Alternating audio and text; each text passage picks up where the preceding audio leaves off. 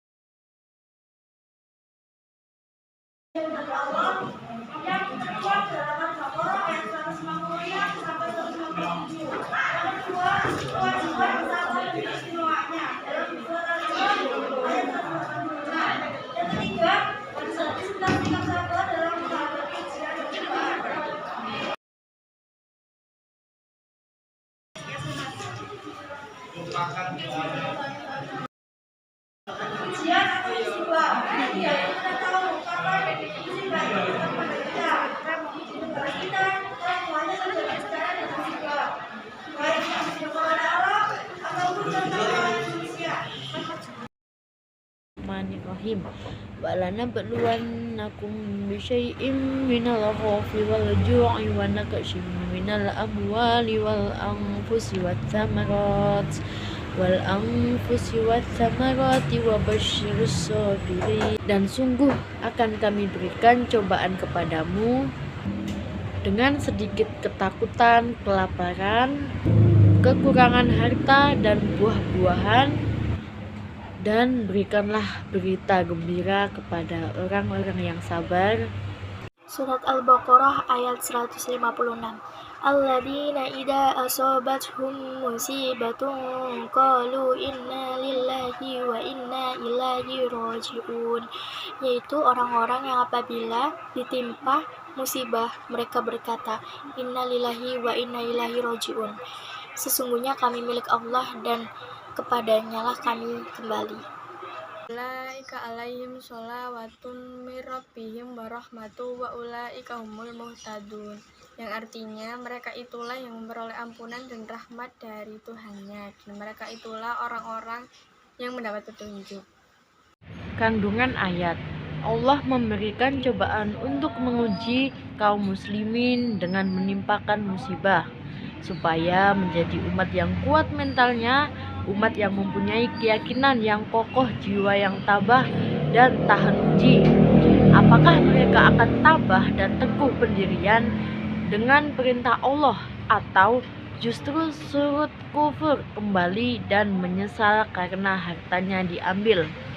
Padahal segala sesuatu yang ada di tangan mereka bagaikan barang pinjaman yang harus dikembalikan kepada pemiliknya. Sesuai Quran Surat Al-Ankabut 92:2, Allah akan memberikan ujian untuk menyingkap kualitas iman hambanya. Lalu yang selanjutnya yaitu dari ayat 156.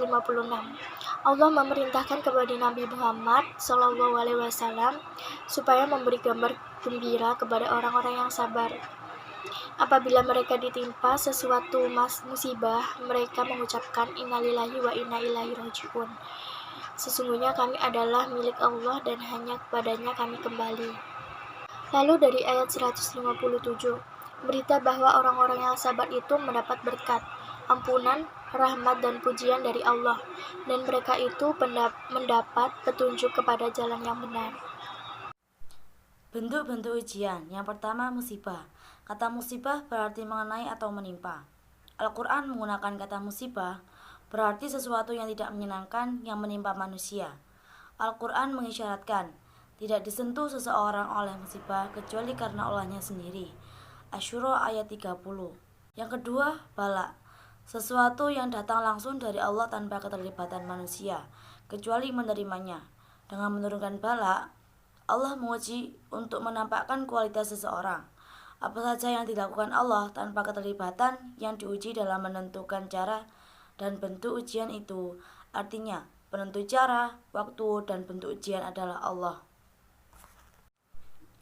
Yang ketiga, fitnah. Kata fitnah terambil dari kata yang berarti membakar. Kata fitnah dapat berarti ujian atau siksaan. Berarti bencana itu datang dari perbuatan seseorang atau kelompok, tetapi dampaknya mengenai orang yang tidak bersalah. Orang yang terkena bencana itu, Allah akan menjadikan dia alat untuk mengingatkan orang lain. Bentuk musibah yang lainnya adalah al-khauf, ketakutan, al-ju, kelaparan, naksul amwal, kekurangan harta, naksul anfus, kekurangan jiwa, naksul thamarat, gagal panen. Ujian dan cobaan yang dialami manusia selain sebagai ujian juga sebagai tanda kasih sayang Allah, sebab dibalik itu suatu cobaan terdapat di rumah yang sangat berarti bagi manusia. Sikap yang terbaik dalam menghadapi ujian dan cobaan Allah, baik bersifat menyenangkan atau sebaliknya, adalah dengan sabar dan tawakal, di samping selalu mohon pertolongan Allah dalam menghadapinya. Dapat dilihat di surat Al-Imran ayat 186 yang berbunyi, la tublawunna fi amwalikum wa anfusikum wa la tasma'unna minal ladzina utul kitab min qablikum wa minal ladzina asyraku adda katsiran wa in tasbiru wattaqu fa inna dzalika min asmil umur, yang artinya kamu sungguh-sungguh akan diuji dengan hartamu dan dirimu, dan juga kamu sungguh-sungguh akan mendengar dari orang-orang yang diberi kitab sebelum kamu dan dari orang-orang yang mempersekutukan Allah gangguan yang banyak yang menyakiti hati. Jika kamu bersabar dan bertakwa, maka sesungguhnya yang demikian itu termasuk urusan yang patut diutamakan. Kandungan ayat, Allah juga akan menguji keimanan umat Islam dengan golongan Yahudi, Nasrani, dan orang-orang musyrik. Tujuan ayat ini adalah memberitahukan bahwa hendaknya kaum muslimin memperkuat diri, sikap sabar, dan tidak mengeluh, sehingga manakala musibah menimpanya tidak terlalu berat dirasakan. Agama sebagai ujian yang paling berat, harta dan jiwa pada tempatnya dikorbankan jika agama telah tersentuh kehormatannya. Ayat ini menjelaskan dua bentuk ujian. Ujian yang menimpa harta bisa bentuk kejahatan yang tidak diharapkan, pencurian atau perampokan. Ujian yang menimpa diri, nyawa, bisa datang dalam bentuk perang, pembunuhan, atau penyakit. Hikmah, harta dan jiwa senantiasa diuji. Hendaknya kita hidup sedemikian rupa sehingga siap memberikan jiwa dan harta di jalan Allah. Harta penantang Islam, kompak menyerang Islam dan muslimin, lebih mudah pengikut agama lain, pengikut orang-orang musyrik guna melawan Islam. Hadis riwayat Muslim dari Suhaib. An Abi Yahya Suhaib bin Sinan qala Rasulullah sallallahu alaihi wasallam, ajaban li amril mu'mini inna umrahu kullahu khairu wa laysa daka li uhadi illa al-mu'mini in asobathu syarra'u syakara fakana khairu lahu wa in asobathu darra'u sobara fakana khairu lahu, yang artinya dari Abi Yahya Suhaib bin Sinan, Rasulullah SAW bersabda, aku kagum kepada urusan orang mukmin karena semua urusannya memiliki nilai baik, dan itu terjadi hanya kepada seorang mukmin. Bila ia mendapatkan sesuatu yang menyenangkan, lalu ia bersyukur, maka ia mendapatkan kebaikan. Dan bila ia ditimpa sesuatu yang menyedihkan, lalu ia bersabar, maka ia mendapatkan kebaikan pula. Hadis, bersyukur atas segala nikmat Allah merupakan kewajiban bagi setiap hamba yang beriman, yakni dengan cara mengakui dalam hati bahwa nikmat tersebut dari Allah, mengucapkannya dengan lisan dan menggunakan kenikmatan tersebut untuk menggapai ridho Allah. Bersyukur karena mendapat kesenangan adalah watak khas seorang mukmin, karena ia menyadari sepenuhnya bahwa tanpa Allah dirinya tidaklah berarti apa-apa. Kalaupun ia sedang mendapatkan rezeki yang melimpah, jelas bukan karena usahanya semata, tapi karena Allah lah yang melapangkan rezekinya melalui usahanya itu. Tidak patut seorang muslim berduka berlarut-larut dengan terus meratapi apa yang dianggapnya menyusahkan dengan mengembalikan itu semua kepada Allah, sehingga setiap kejadian akan mendorong kita untuk semakin yakin akan kekuasaan Allah. Orang mukmin itu penyabar, ia tidak pernah mengeluh tentang berbagai cobaan hidup yang dihadapinya. Ia sadar sepenuhnya bahwa kesulitan yang menimpanya merupakan cobaan Allah. Allah menguji setiap manusia dengan aneka kesenangan dan beragam kesusahan dalam menghadapi ujian Allah. Orang mukmin akan bersyukur atas nikmat dan bersabar ketika dirundung musibah karena semuanya datang dari Allah. Hadis riwayat Tirmizi dari Mus'ab bin Sa'ad.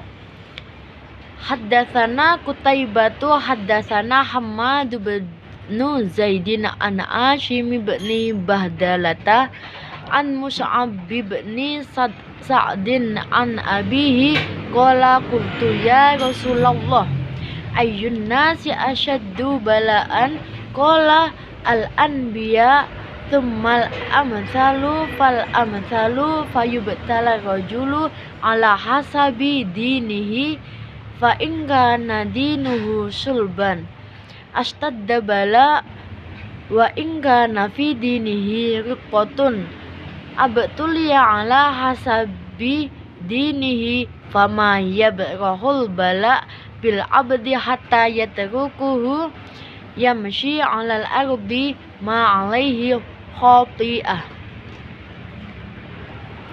Telah menceritakan kepada kami Qutaibah telah menceritakan kepada kami Hammad bin Zaid dari Ashim bin Bahdala dari Mus'ab bin Sa'ad dari ayahnya berkata, aku berkata, wahai Rasulullah, siapakah manusia yang paling berat ujiannya? Beliau menjawab, para nabi, kemudian yang sepertinya, sungguh seseorang itu diuji berdasarkan agamanya.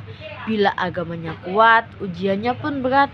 Sebaliknya, bila agamanya lemah, ia diuji berdasarkan agamanya. Ujian tidak akan berhenti menimpa seorang hamba hingga ia berjalan di muka bumi dengan tidak mempunyai kesalahan. Kandungan hadis, seorang mukmin sedang ditimpa kesulitan hidup, maka ia harus memahaminya sebagai bagian dan ujian Allah. Ia harus yakin dengan sepenuh hati bahwa Allah sedang berniat untuk mengangkat derajatnya melalui ujian itu. Oleh karenanya sikap sabar adalah pilihan yang tepat. Namun demikian harus tetap dipahami bahwa sabar itu bukan berarti sikap nerima, pasrah dan ngelokro. Sabar itu sikap menerima kenyataan tetapi yang didahului dengan perjuangan dan usaha keras, disertai kesinambungan upaya yang terus-menerus karena Allah tidak membebani seseorang melainkan sesuai dengan kesanggupannya. Ia mendapat pahala dari kebijakan yang diusahakan dan ia mendapat siksa dari kejahatan yang dikerjakannya. Quran Surat Al-Baqarah ayat 286. Soal-soal, siapakah yang berpendapat bahwa kesabaran merupakan setengah dari keimanan? Quran Surat Ali Imran ayat 154 menerangkan tentang musibah. Ayat yang bergaris bawah di bawah artinya ketakutan.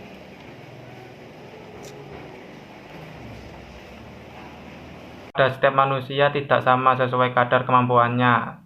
Bagi mereka yang melaksanakan ujian Allah dengan sabar dan bersungguh-sungguh akan meninggikan derajatnya di hadapan Allah dan manusia yang lain. Selanjutnya ada fungsi Allah Subhanahu wa Ta'ala memberikan musibah. Yang pertama, menggugurkan dosa. Yang kedua, mengembalikan hamba yang melenceng dari kebenaran agama supaya kepada jalan Allah Subhanahu wa Ta'ala. Yang ketiga, mengangkat derajat manusia.